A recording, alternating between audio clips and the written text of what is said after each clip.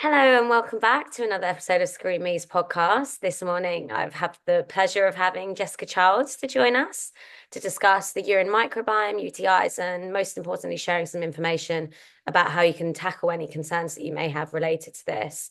Jess is a nutritional therapist with a special interest in bladder health and intimate health.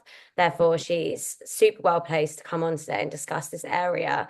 So I guess it's best to get started and hand over to Jess and hear a little bit more about yourself and how this became maybe an area of passion for you. Yeah, that's fine. Hi, thank you for having me today. I mean, the other thing to add is that I also freelance for Screen Me and I do a lot of your tests and review the test results with women. So that's been a really wonderful thing to do alongside my clinic to find out actually what people are doing these tests for and Mm. why and to help them.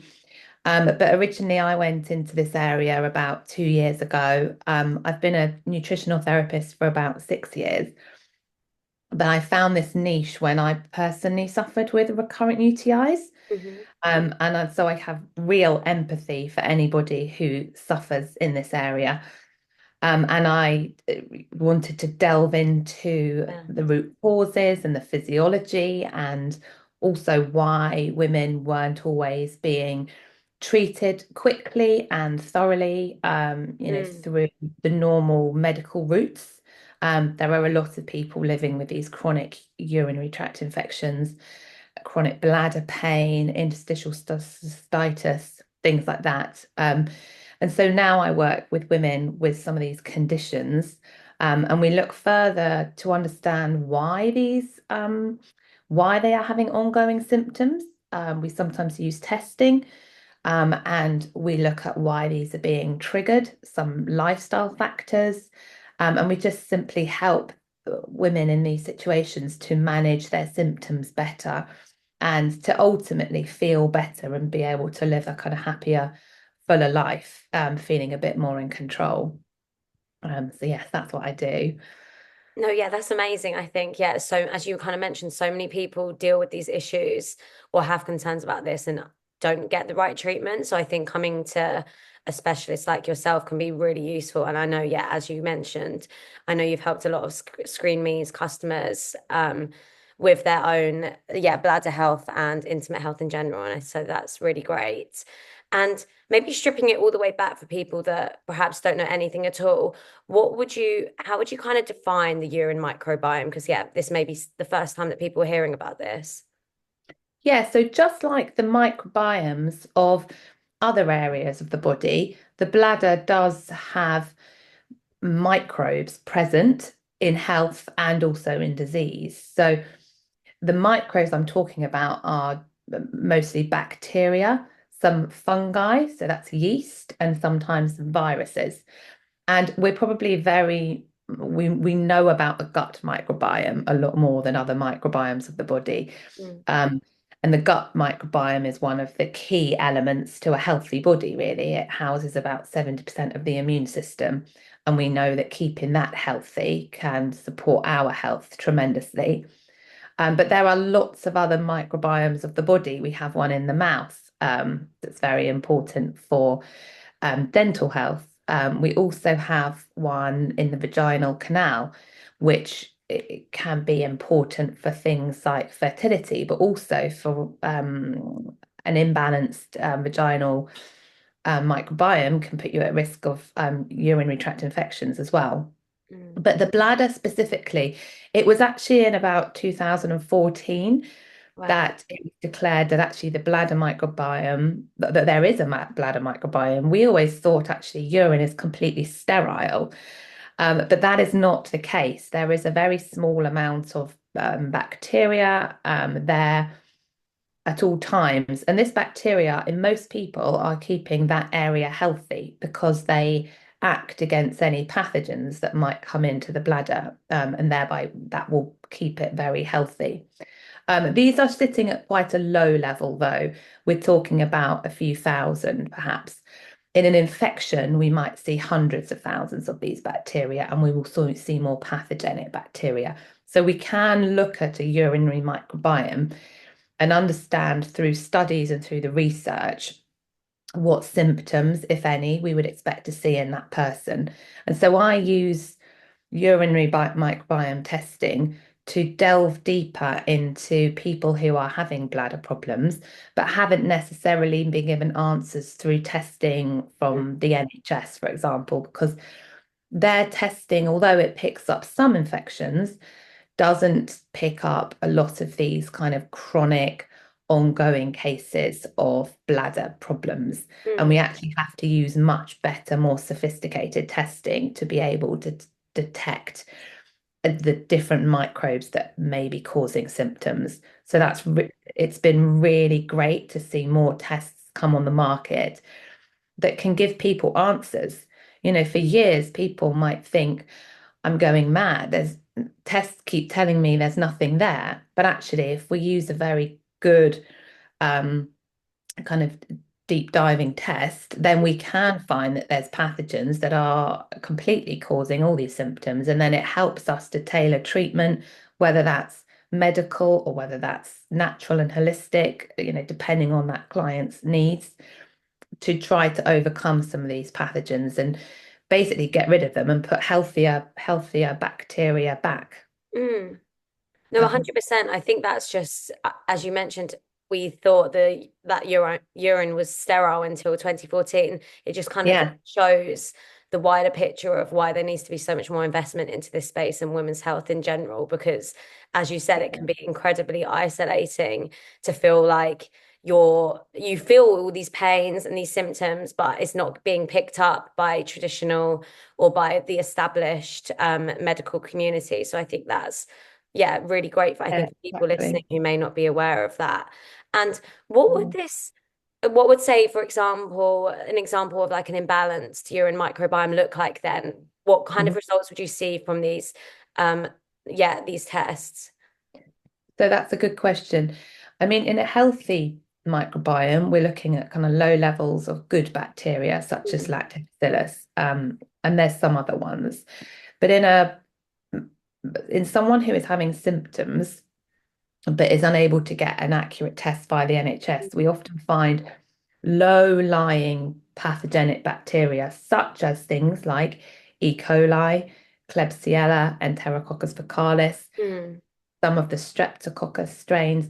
There are lots of different types of bacteria that can cause symptoms in their own little ways. And actually, I'm starting to understand how these bacteria kind of display symptoms. mhm, In some women, they don't have any pain when they wee or any burning, which is one of the classic UTI symptoms, but actually they might have constant pressure and just awareness of their bladder and slightly more yeah. frequency and urgency. And we tend to see that correlating with certain pathogens. Um, the other thing is that some tests can pick up yeasts as well, and some women have yeast overgrowth in their bladder, which Mm, can actually be quite nasty. And the problem there is we're often treating for bacteria when we treat with antibiotics. So finding out if there are any other species there is sometimes very insightful. yeah. Often, you know, there could be kind of both bacteria and a bit of yeast going on. But it's the tests are just great to pick up some of these pathogenic bacteria that haven't been detected in the past. Mm, And then yes, as I say, we can tailor the yeah. treatment accordingly. No, 100%. I think that's really interesting as well, particularly with the urine microbiome, where you kind of mentioned these bacteria or bacterial species may be present in really small amounts. And so that's kind of where that Mm. super accurate testing can be really beneficial. I guess, yeah, just on Screen Me's behalf, we screen 100% of the bacteria and yeast present. So I think picking up those tiny amounts that can kind of be causing those symptoms that you mentioned is super important and really interesting. And kind of how common are these UTIs or UTI like symptoms, and how often from that do people have recurrent UTIs? How big a scale of an issue is this? Yeah, well, it's a lot bigger than I think we all realize. So Mm, a basic stat is about half of all women will have a UTI at some point in their lives. So that's 1 in 2 women. And that's possibly underreported because, this is not something that everybody goes to the GP about. They just get on with it. Of that group, about 1 in 5 women will experience recurrent urinary tract infections. Hmm. And the definition of recurrency is an infection that occurs 2 times or more within 6 months, Okay. or at least 3 times a year. Yeah. So these we're talking about the women that they treat, and then they have a month feeling a bit better, and then suddenly they get another one, which is so frustrating. Um, there's a stat that says there's about 1.7 million sufferers with chronic UTI in the Yeah. UK. So, that's a huge amount of people. And this is where the UTIs have become recurrent, and some women are living with symptoms on a daily basis because they have Oh, wow. this low-lying awareness and discomfort in the bladder that may not be seen as an acute UTI. They're not getting the immediate illness and that need to rush and get antibiotics or treatment. But you can have this very annoying discomfort that just rumbles on day in, day Mm. out.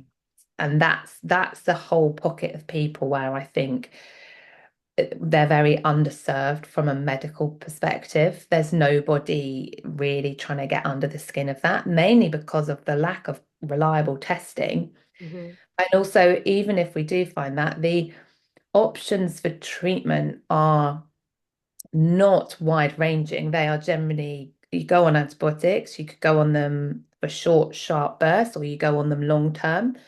There's something else in the UK called Hiprex, which is an antiseptic for the bladder, which some women are put on in these cases. And then there's pain management, but there's not really any kind of medical testing that can help women understand the root cause of why some of this is going on. Mm. And that's what I try and do a little bit more.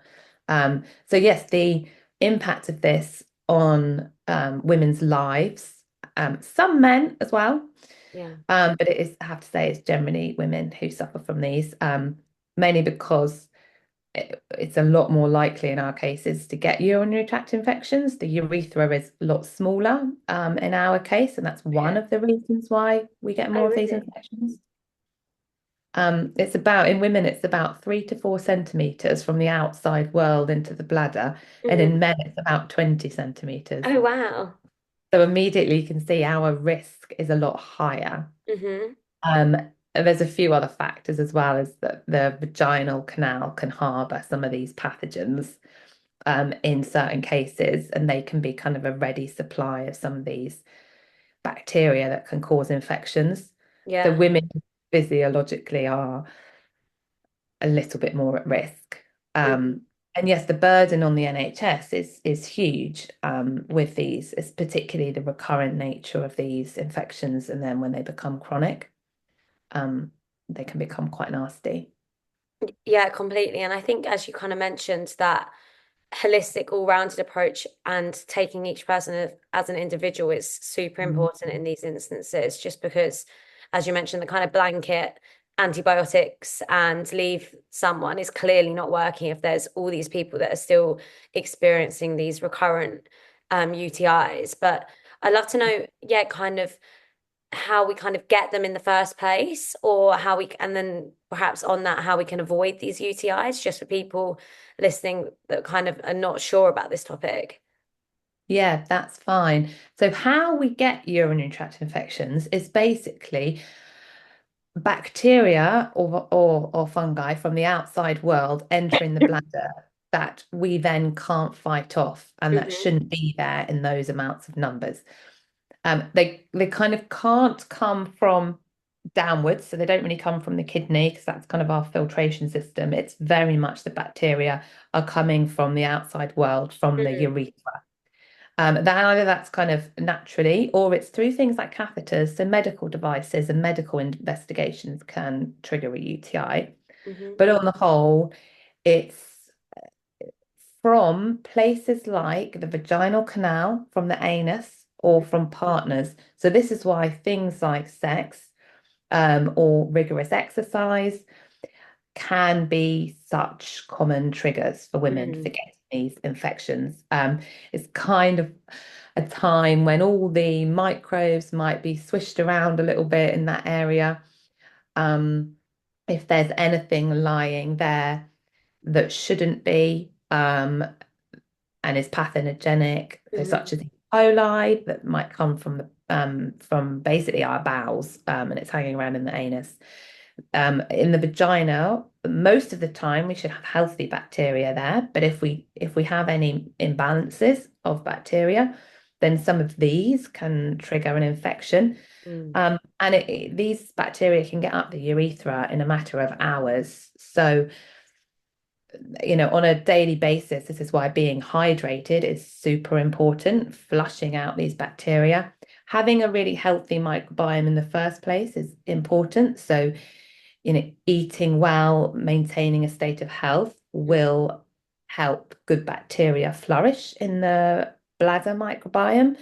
And some of these can fight off pathogens. So it doesn't always mean if you get pathogens in the bladder, they're going to cause an infection. If you've got the right defenses, a really healthy immune system, Mm. that might be able to combat any infection before it starts on its own.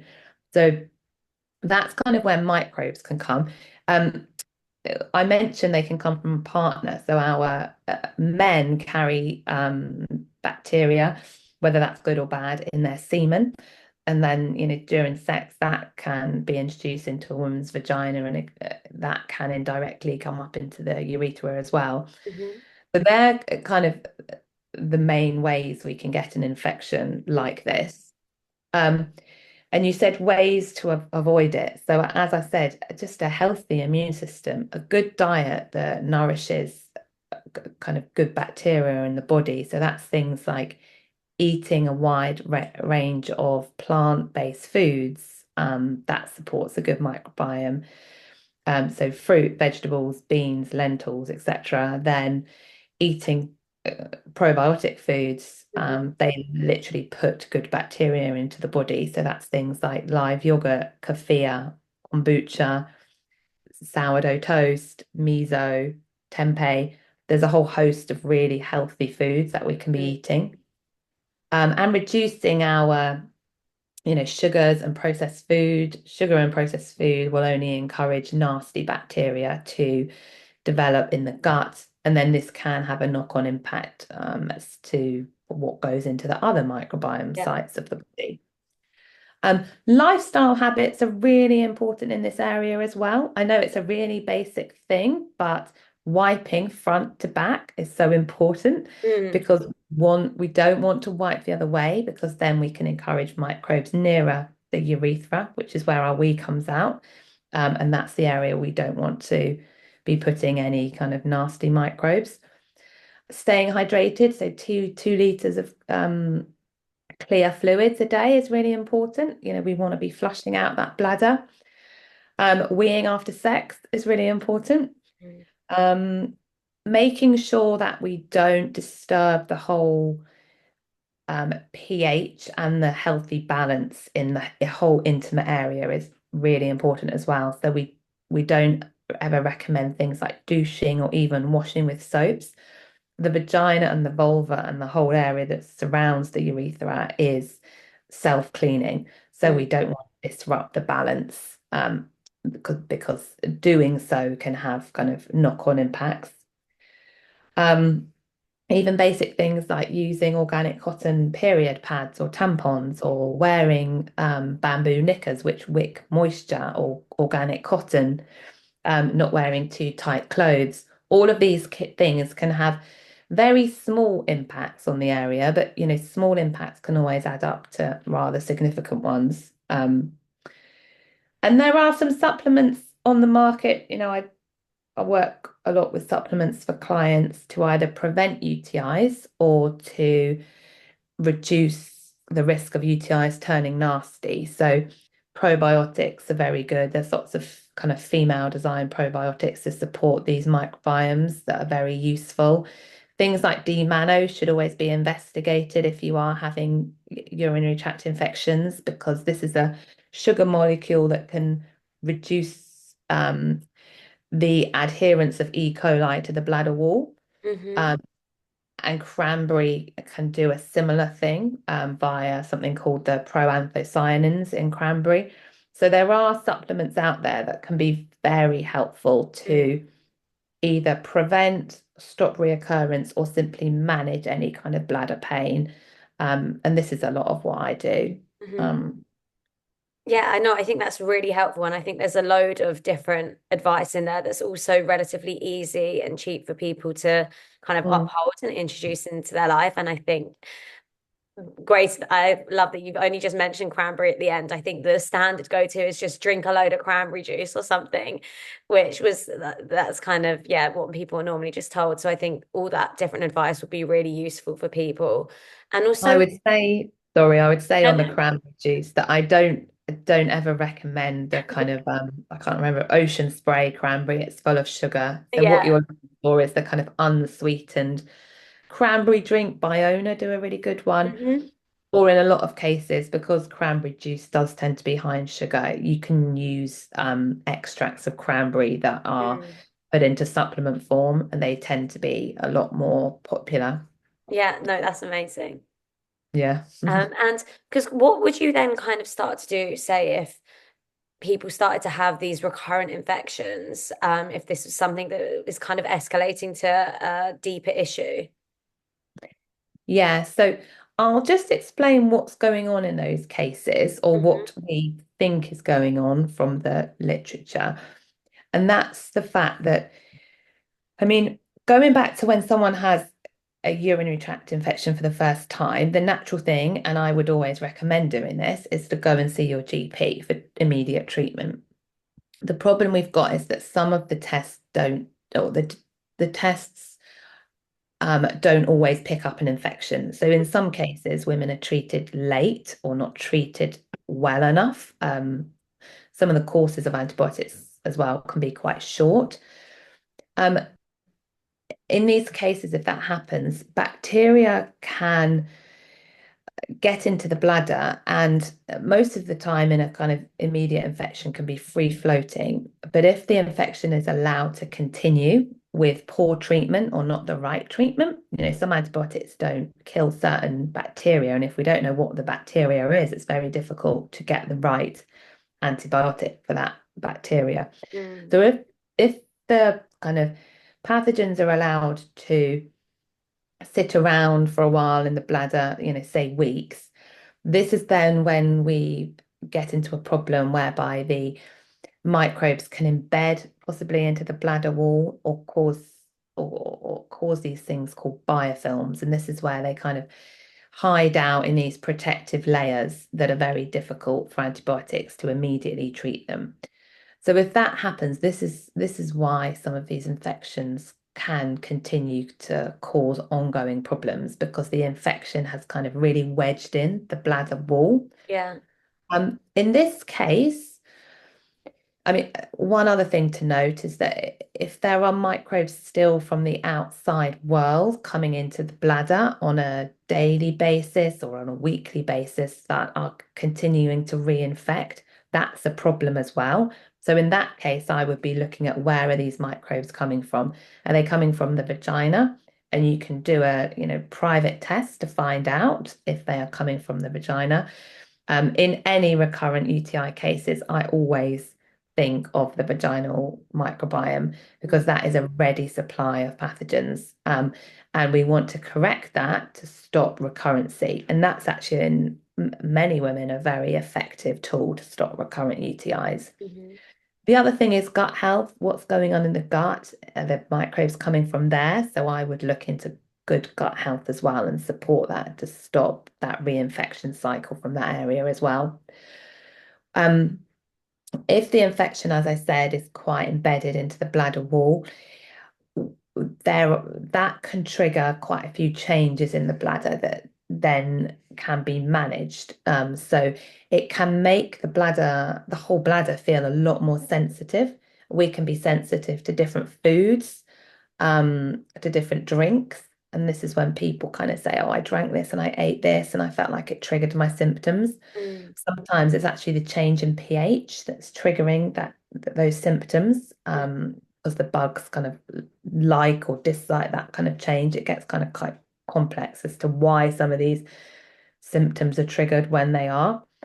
But I would be looking at then supporting the overall health of that person. So the immune system, is their vitamin D right? Um, as I mentioned, the gut, because it's such an important player in the immune system as well. What's going on with the inflammatory response of the body that can be heightened in a kind of a chronic bladder infection. We can have a lot more inflammation going on down there, Yeah. and we might look to reduce that or manage that in a way. Some of the nerves going to the bladder might be kind of firing more. And then again, we become kind of a vicious cycle. We become more aware of the bladder um, because of this like change that's happened. And again, we want to make sure we're trying to calm down the nervous system, calm down any stress that that person's going through, which obviously is a huge part of what happens. This is a very stressful time. Um, there's a whole kind of range of kind of mental health and lifestyle stuff to manage as well. When you need to go for a wee, you need to go for a wee, and it's how do we do that when we're out and about or working? Um, but yes, I basically look at what's possibly going on in the bladder, and it's just Mm. not just the infection, it's the way that the body's responding to it. And we then have to look at lots of different parts of the body really, and trying to optimize everything we can, all aspects of health. Even things like nutrient intake and nutrient levels in the body can be very important to look at. If someone's iron deficient, for example, that can put people at a much higher risk of an infection. Oh. So we want to increase someone's iron, but we want to do it safely, and in a manner which doesn't involve any side effects. Mm. Um, No, completely. I think that perfectly explains kind of what you were saying when we were at the very beginning about how antibiotics is not just a blanket um, cure, so to speak, of everything. It's kind of the body is this interplaying system, and as that's why it's so important to speak to a specialist like yourself, where you can kind of look at the different aspects of this system and address what perhaps may be causing that, or maybe it's multiple things, and really yeah. get to the root cause of that, of what's causing these concerns, because they're normally not in isolation, as you've kind of mentioned as well. There's lots of factors that can be Yeah. going on. There is, where are these microbes coming from? We need to stop that. Why are they still there? How can we kind of Yeah. down regulate them? It might be that some people, you know, will never get rid of some of these microbes. They live with a very tiny amount of them, but as long as they're being out crowded by good Mhm. bacteria, that's actually okay. My aim is to get to a point where you're able to manage symptoms much better and have much less of these Mhm. symptoms and have a much less of the acute UTI kind of flares. Um, Yeah, definitely. And I think that's really useful as well. And I know a lot of people start to kind of experience these UTIs or seem to be at a higher risk as they go through the menopause. And so I think it would be great to perhaps delve into why that may be the case and why this is a issue that seems to increase in prevalence as people hit the menopause. yes, that's fine. So Um, a stat on this is that 1 in 10 postmenopausal women have had a UTI in the past year. Mm. So the prevalence, like you say, and the frequency of these infections goes up significantly in both perimenopause and then postmenopause. And the main reason physiologically is that the change in estrogen, most specifically, and a little bit the other hormones, progesterone and testosterone, have such a positive impact basically in the intimate regions. So estrogen helps to keep the bladder and the vaginal microbiomes healthy. Mm. Um, Estrogen helps basically produce something called glycogen, which is food for the good bacteria. So the minute we start losing our estrogen, through perimenopause, the microbiome landscape of the vagina and the bladder can change, and it can put us at much higher risk of having pathogens there, which can cause infections. So that's kind of one of the main reasons why we can be more at risk of Okay. UTIs in this period. The other is that Estrogen is a very proliferative kind of, it has a proliferative effect on the body. It can plump up tissue, it can make tissue moist, and by doing so, that makes it quite strong and allows it to be free from infection. Hmm. Um, there's something called vaginal atrophy that some people might be familiar with in menopause, and that's when the tissues do become a bit thinner, less strong, less moist, and coupled with the increased risk of pathogens, this can increase our risk of kind of infections, and also how sensitive we might be to some of Yeah. these changes. So it is a time to be more aware of this. If you do go down the path of having more urinary tract infections, I would say one way to stop these is to discuss with a GP about vaginal estrogen, which is a great medication for stopping in about 50% of postmenopausal women the recurrence of urinary tract infections. So that is something medically, if it's appropriate for you, and that should always be assessed on a case by case basis. Hmm. That can be a really easy way of trying to kind of stop these changes there that are increasing in infection risk. And then again, there's a lot of other things, lifestyle wise and dietary wise, we can do. It's one of those times where I just say you might just need to, make more of an effort in these areas Yeah. when, in the past you could have eaten what you like and, you know, drunk what you like and had a few days where you're dehydrated, but it doesn't have an impact. It might be now that you just need to be more aware of your limitations and Mhm. always stay hydrated, eat really well, really pay attention to some of the lifestyle factors. And in some women, taking probiotics that support these areas can be a really good preventative strategy. Um, and there's lots of other supplements on the market that can help. That's great. And I think, yeah, as you kind of mentioned, there's so many different ways in which you can support your intimate health and support your urine microbiome that you've kind of gone over already. So as you mentioned, yeah, just having that higher focus on your intimate health is something that is quite easy for us to try and ignore. We don't even want to say the words vagina Yeah, or you're right. UTI or things like that. So I Okay. think it's just a case of being aware and actually taking the time and realizing, as we do with most other aspects of our health, to actually have a focus of it and dedicate a bit of time or at least thought to it. Yeah, yeah, completely. So Yeah, I it think, just involves a bit of organization and yeah. But again, like you say, people don't talk about this area much. It's not something that women will chat around, kind of a coffee morning. yeah, You might talk about a sore knee or a sore shoulder, yeah, but you tend to say, oh, I've got, recurrent discomfort in this area, or I feel like I need to go to the toilet a lot more.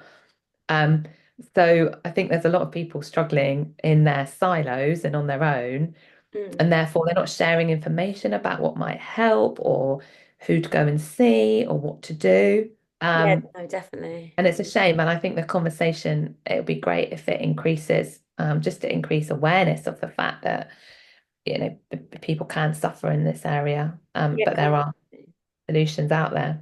completely. And even as you started the conversation talking about how many people experience these UTIs, yet there is still so much misinformation and lack of knowledge around it. So that is why these conversations are so important. And Mm. I think the advice and even just the explanations that you've given are a really important part of that. And I think that kind of brings me to the end of my questions. And I just wanted to say thank you so much for coming on the show. And is there anything else that you wanted to mention? I'll, of course, tag all your socials below so people can reach out should they have any further questions. But yeah, was there anything else that you wanted to add at all? I was gonna just say there are some really great resources out there now. So the Live UTI Free website is a Mm, wonderful resource for anybody who is navigating urinary tract infections. Um, and then just to mention, private testing can be so insightful. It really can. It can kind of uncover why someone may have been suffering for years, and that can be quite reassuring yeah. and proactive step in some of these cases. So I would definitely recommend looking deeper if you're struggling. Um, And the good thing is there are more urologists now taking on this more holistic view. There's a lady called Katrina Anderson, a man called Sachin Molday. If you are seeing urologists or thinking of seeing some, because I think the medical side of things is really important as well, in this kind of space. Some people do need, the antibiotics when they need them, and I think that's always important to access. But it's nice to see some urologists also looking into more of the root cause, Yeah. considering things like D-mannose, considering the vaginal microbiome and possibly estrogen in women who are menopausal. So yes, you can always reach out to me if you want any more information or just help navigating some of these kind of medical spaces. Hmm. There's progress being made, and there's a lot of amazing resources out there if you look for them and need them. No, that's amazing. And I think, yeah, people can leave this episode definitely feeling like there's light at the end of the tunnel if this is something they're suffering with, because you provided so many tips, resources, information about it. So, yeah, thank you so much, Jess. That's fine. Thank you for having me. Thank you.